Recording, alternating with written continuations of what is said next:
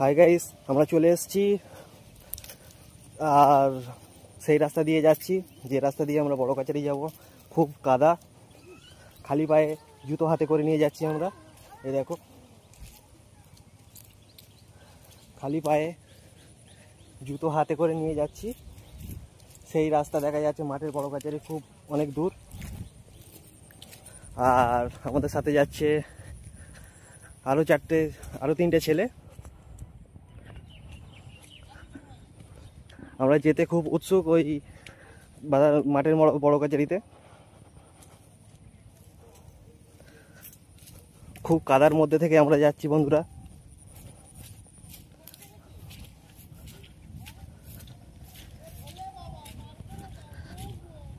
হর হর মহাদেব।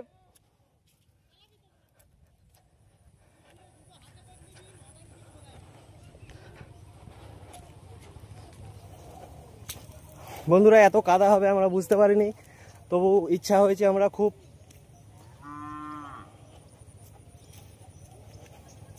তবু যাচ্ছি আমরা।